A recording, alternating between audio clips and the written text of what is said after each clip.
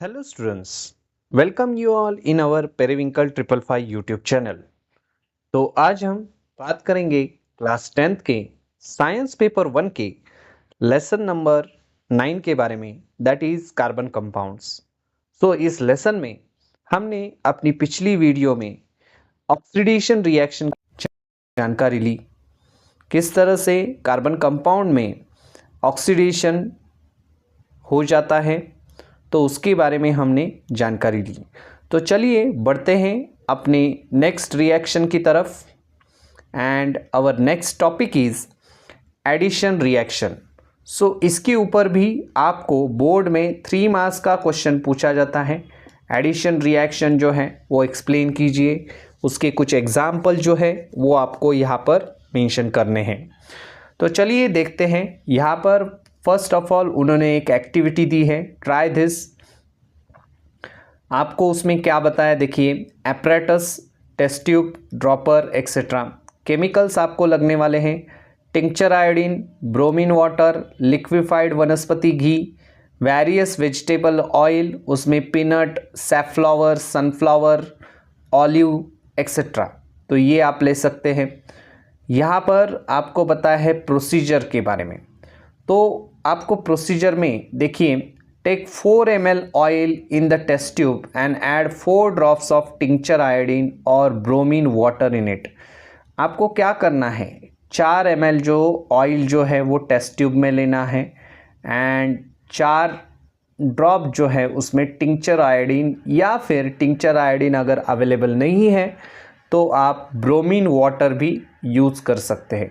सो उसमें ऐड करने हैं, उसको अच्छी तरह से शेक करना है। Shake the test tube, find out whether the original colour of the bromine और आयोडीन डिसअपियर और नॉट। ब्रोमीन का या फिर आयोडीन का जो ओरिजिनल कलर है, क्या वो डिसअपियर होता है, तो वो आपको फाइंड आउट करना है। Repeat the same procedure using the oils and वनस्पति घी। बाकी के जितने भी ऑयल्स है या फिर वनस्पति घी हैं, उसके लिए भी यही प्रोसीजर आपको रिपीट करनी है। तो आपको इसमें से कंक्लूजन क्या देखने के लिए मिलेगा, चलिए देखते हैं। In the above activity the observations of disappearing और diminishing colour of bromine and iodine indicates that bromine और iodine is a used up. पहली तो चीज़, अगर ये जो ब्रोमीन या फिर आयोडीन का कलर अगर पूरी तरह से डिसअपियर हो जाता है, मतलब इसका इंडिकेशन क्या है, तो ये एक तरह से इंडिकेट क्या करता है कि ये ब्रोमीन एंड आयोडीन जो है वो यूज्ड हो चुके हैं पूरी तरह से। तो ये उसका इंडिकेशन है। This means that bromine and iodine has undergone a reaction with a concern substance. उसका दूसरा मतलब ये भी है कि ब्रोमीन एंड आयोडीन क्या हो गया है, रिएक्शन के अंदर चले गए हैं, उनकी रिएक्शन हो चुकी है, इस वजह से वो यूज्ड हो गए हैं उस रिएक्शन में। This reaction is an addition reaction, और उसी रिएक्शन को हम क्या कहते हैं, एडिशन रिएक्शन कहते हैं। When the carbon compounds combines with another compound to form a product that contain all the atoms in both the reactants is called addition reaction. So यहाँ पर एक प्रॉपर तरीके से आपको डेफिनेशन दी है एडिशन रिएक्शन। एग्जाम में जैसे मैंने बताया क्वेश्चन पूछा जाता है आपको एडिशन रिएक्शन 3 मार्क्स के लिए, तब आपको ये डेफिनेशन भी लिखनी है। डेफिनेशन चलिए पढ़ते हैं फिर से। When a carbon compound combines with another carbon compound, suppose एक कार्बन कंपाउंड है वो दूसरे कार्बन कंपाउंड के साथ क्या हो रहा है, कंबाइन हो रहा है, तो उससे to form a product that contain all the atoms of both the reactant, और उसमें से जो कुछ भी प्रोडक्ट तैयार होगा उसमें दोनों जो रिएक्टेंट हैं उनके क्या रहेंगे, एटम्स रहेंगे। So this is called an addition reaction. उसी रिएक्शन को हम क्या कहते हैं, एडिशन रिएक्शन कहते हैं। Unsaturated compounds contain a multiple bond as their functional group. जैसे हमने पढ़ा है अनसैचुरेटेड जितने भी कंपाउंड रहते हैं उनमें मल्टीपल बॉन्ड रहते हैं। मल्टीपल बॉन्ड यानी कि डबल बॉन्ड और either triple bond functional group में। सो दे अंडरगोज एडिशन रिएक्शन। जितने भी अनसैचुरेटेड कंपाउंड हैं वो किस में जाते हैं, चले जाते हैं तो इस रिएक्शन में चले जाते हैं, दैट इज एडिशन रिएक्शन के अंडर चले जाते हैं।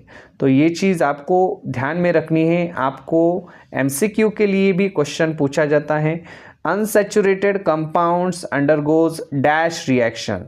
सो अनसैचुरेटेड कंपाउंड जो हैं वो एडिशन रिएक्शन में चले जाते हैं। तो ये चीज़ आपको यहाँ पर याद रखनी है। So they undergoes the addition reaction to form a saturated compound. और जैसे ही ये अनसैचुरेटेड कंपाउंड रिएक्शन के अंदर चले जाते हैं तब क्या हो जाते हैं, वो सैचुरेटेड कंपाउंड बन जाते हैं as the product. And the addition of an unsaturated compound, addition जो है अनसैचुरेटेड कंपाउंड की विथ आयोडीन और bromine take place instantaneously at room temperature. Room temperature को उसकी जो एडिशन की रिएक्शन जो है वो हो जाती है। और ऐसे किस तरह से हो जाती है, तो इंस्टेंटली उसकी रिएक्शन जैसे ही आप उसमें वो ऐड करोगे, फिर चाहे वो ब्रोमीन है या फिर आयोडीन है, उसी वक्त उसकी रिएक्शन जो है वो शुरू हो जाएगी। More over the colour change can be felt by eyes. आपको आँखों से तो दिखाई देता है कलर चेंज हो चुका है। Therefore, this reaction is used as the test for the detection of multiple bonds in the carbon compound।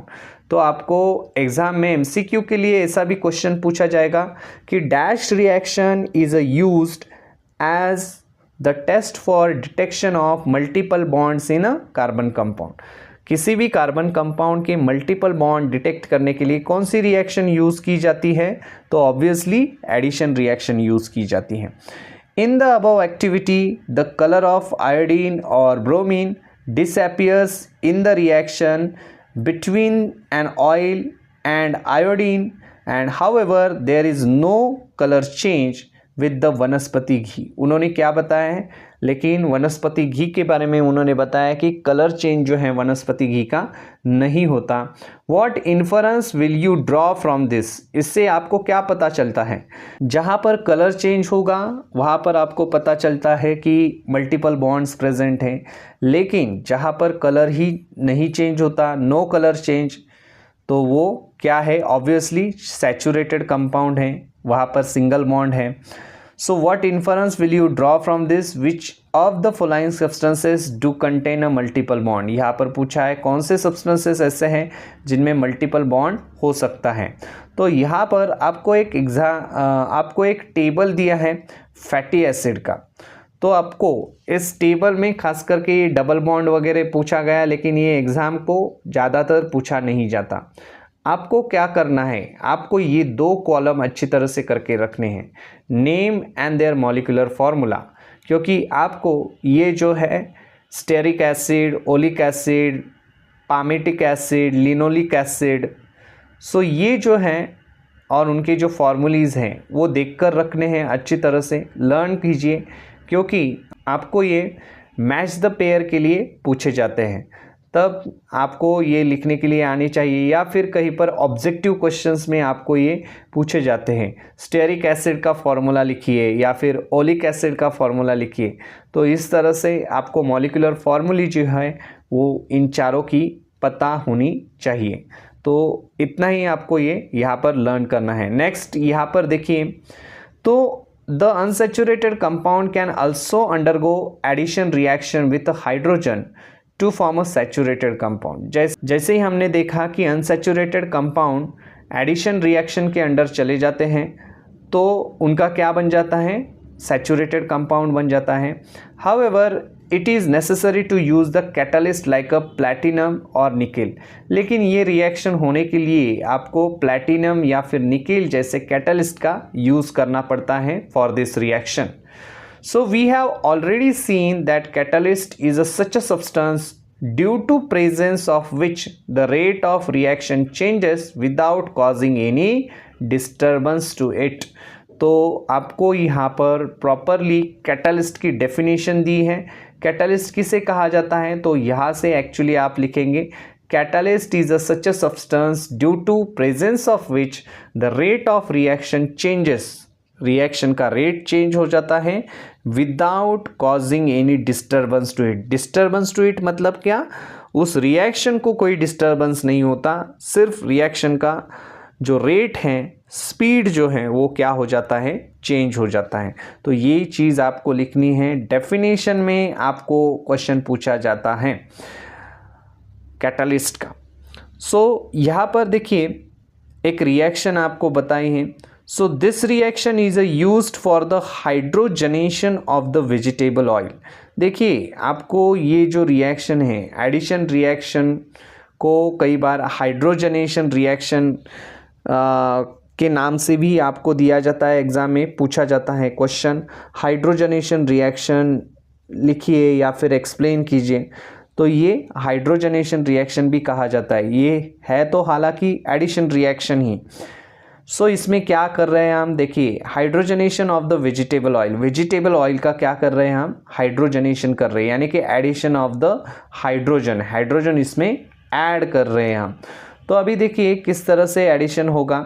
सो यहाँ पर in the presence of the nickel catalyst, nickel catalyst हमें लगने वाला है प्लैटिनम या फिर निकेल।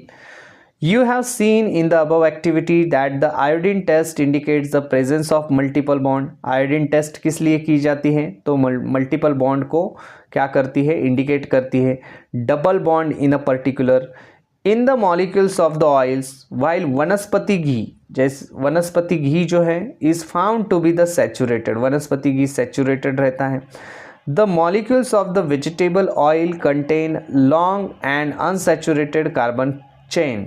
जितने भी मॉलिक्यूल्स हैं वेजिटेबल ऑयल हैं या फिर के उसमें क्या होते हैं, contain a long and unsaturated carbon chain, unsaturated उसमें कार्बन चेन्स रहती है। Hydrogenation transform them into the saturated chain, hydrogenation जैसे ही होता है उनके साथ तो वो सैचुरेटेड चेन्स में कन्वर्ट हो जाते हैं। पहले तो रहते हैं अनसैचुरेटेड, अनसैचुरेटेड यानी कि प्रेजेंस ऑफ डबल बॉन्ड और द ट्रिपल बॉन्ड। तो यहाँ पर आप एग्जांपल देख सकते हैं, यहाँ पर हाइड्रोजनेशन प्रोसेस का यहाँ पर डबल बॉन्ड दिखाई दे रहा है दो कार्बन के बीच में। जैसे ही हम उसमें हाइड्रोजन ऐड करेंगे तो हाइड्रोजन जो है इस बॉन्ड के अक्रॉस ऐड हो जाएगा। देखिए ये बॉन्ड जो है बीच में से ऐसे हो जाएगा और इस तरफ एक हाइड्रोजन और इस तरफ एक हाइड्रोजन ऐड हो जाएगा। सो इस डबल बॉन्ड का क्या बन जाएगा, सिंगल बॉन्ड बन जाएगा। सो यहाँ पर ये दो हाइड्रोजन जो है वो अटैच हो गए। लेकिन इसके लिए आपको याद रखना है प्लैटिनम या फिर निकेल नाम का कैटलिस्ट होना ज़रूरी है। तो यहाँ पर वही चीज़ बताई है, hydrogenation transform them into the saturated chain and thereby vanaspati ghee is form, और इससे वो वनस्पति घी तैयार हो जाता है। लेकिन सो यहाँ पर याद रखिए वनस्पति घी क्या है, सैचुरेटेड है। वनस्पति घी क्या है, सैचुरेटेड है। आपको अगर एमसीक्यू के लिए क्वेश्चन पूछा जाता है vanaspati ghee is a dash in nature, saturated, unsaturated, तो सैचुरेटेड है ये वनस्पति घी क्योंकि उसमें सिंगल बॉन्ड रहता है। Unsaturated fats containing double bonds are healthy while saturated fats are harmful to health. तो ये भी आपको चीज़ नोट करनी है, जितने भी अनसैचुरेटेड फैट्स हैं जिनमें डबल बॉन्ड रहता है, ट्रिपल बॉन्ड रहता है, वो रिएक्शन के अंदर चले जाते हैं, उनकी रिएक्शन हो जाती है बॉडी में। लेकिन जितने भी सैचुरेटेड फैट्स हैं जैसे कि फॉर एग्जांपल वनस्पति घी, तो वो रिएक्शन के अंदर नहीं जाएंगे क्योंकि ऑलरेडी उसमें सिंगल बॉन्ड है, तो उसमें दूसरा कोई कंपाउंड या फिर दूसरा कोई एटम जो है हाइड्रोजनेशन जैसी रिएक्शन नहीं हो सकती। सो इस वजह से ये क्या रहते हैं, हार्मफुल रहते हैं हेल्थ के लिए। तो ये चीज़ आपको यहाँ पर याद रखनी है। तो चलिए इस तरह से हमने इस वीडियो में एडिशन रिएक्शन के बारे में इंफॉर्मेशन ली। ये कंटेंट बोर्ड के लिए आपको बहुत इम्पॉर्टेंट है। एडिशन रिएक्शन 3 मार्क्स के लिए इसके ऊपर क्वेश्चन पूछा जाता है। ऑब्जेक्टिव क्वेश्चंस भी इसके ऊपर पूछे जाते हैं या फिर डेफिनेशन का पार्ट। सो आपको ये प्रिपेयर करके रखना है एग्ज़ाम के लिए। तो चलिए मिलते हैं अपने नेक्स्ट वीडियो में। तब तक के लिए चैनल को देखते रहिए, सीखते रहिए, और अगर हमारे चैनल पर आप पहली बार आए हैं तो चैनल को सब्सक्राइब कीजिए और बेल आइकॉन को प्रेस करना ना भूलें। धन्यवाद।